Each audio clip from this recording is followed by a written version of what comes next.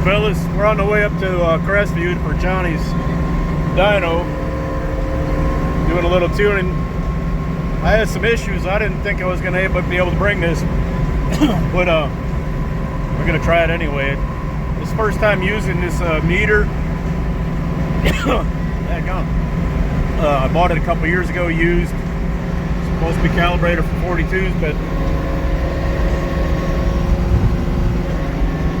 really running rich, so it's pulling fuel out, but still reading pretty rich. So I'm gonna try adjusting the tune a little bit, and then I might have to send it in to get recaled.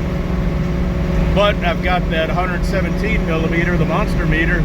I'll probably just send that in first, and then get this one recaled for 30, so I can use it on the Dugan wagon. Anyway, we'll have more from up there. I'm a little behind because I had to try to get this thing ready to come out, but we're on the way. We'll catch you later on in a bit. Look at that. All the usual suspects in one spot. Eric's fixing to let her loose. Yeah.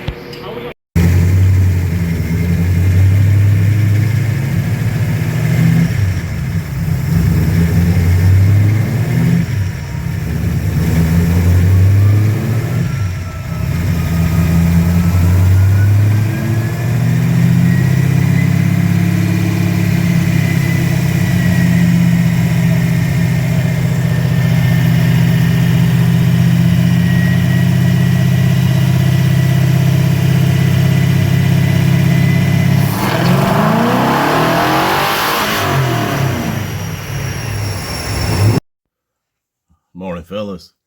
So dyno day for 2024 is in the books. We did that yesterday. We had a pretty good turnout. A couple guys couldn't make it, but we still had some good, I think 11 cars up there. I didn't do any video at all. Kevin had video of most of the cars. He got there after I did. I got there later than what I would normally do. I was pretty close to not being able to go with the red car because I was struggling with it a little bit. So I got it running out of the garage Friday evening, drove it around the block, just kind of doing heat cycles to let the header paint kind of cook in or cure or whatever. And it would go down the street fine, but it was struggling to idle, and all I had done was taken the tune from the 302 that was in it before and changed it to the 42-pound stuff. And you know, because the red car ran so good before, and something was going on. And granted, this is the first time I'm using the injectors, first time I'm using the mass air meter that I bought used several years ago, of course. So I took the element out of the mass air meter to clean the wires on it. Went to put it back in, the one screw stripped into the housing. So I had to put a long screw through it and a nut on the bottom to clamp it down. And then, because I thought I had a vacuum leak, just because of the way the car ran, it wouldn't idle for crap. So I retorqued the lower intake manifold, and I got like another half turn on all the bolts, even though when I had it on that little stand, I torqued them at night, then I torqued them again in the morning. So I got another turn on them bolts. The idle air bypass was a little loose on it, so I tightened that up. I just, little piddly things. Got everything where I was confident it didn't have a vacuum leak, and it idled, but it was not real well, not stable. So Saturday morning, that's when I torqued the lower and all that stuff, and I got it where I thought it'd be okay to go to the dyno anyway. I said, Johnny struggled, getting it on and off the dyno because just how it didn't want to idle. and I struggled at every stoplight on the way up there and back. But I got home last night and mowed the lawn, and then after that I monkeyed with it some more, and I think I got her dialed in a little better now, so it'll idle and behave a little better. Because dude, it was like you touch the gas and it's either gonna go like just barely idle or die, or you touch the gas and it like wants to rev. And it did pretty good on a dyno. It did about what I expected. I had, my engine modeling software.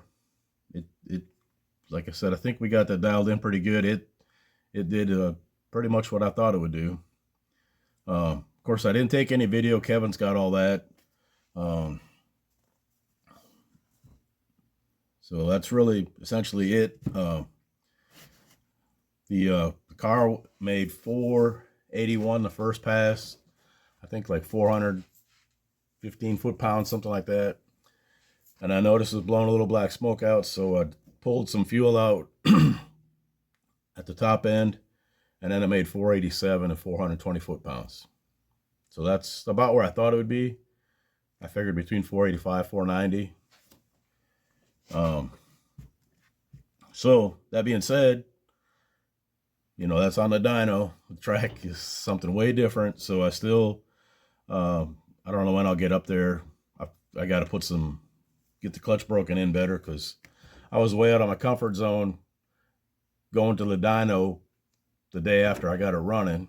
But I mean, it ran great on the way up there on the highway, just in town at the stoplights where it struggled. So, but it seems good. It's plenty saucy when you give her the beans. So when you go to the track though, granted it weighs 2,900 some pounds, even with the other wheels on, and the T5's got to live. So Wallace Racing says 670 at 104, 675, I think, one in that area. So that's what we'll shoot for. If we can do that, I think we'll be doing all right. It ain't gonna be a 650 car with unless the kid takes some weight out of it and put a what do you call it, TKX in, where he can beat on it more. But I'm pretty happy with the results. We might do one again in the fall, because of the guys that wanted to go couldn't make it this time. And Rodney went up there with his car, but it just blew the clutch. The clutch isn't fixed. It ain't working in it. So a couple guys wanted a couple redemptions, and I guess that's about it. So we'll get this up on the YouTubes, and then we'll just wait for Kevin's video to come out when he puts it out, and then we'll go from there. All right, appreciate y'all. Later.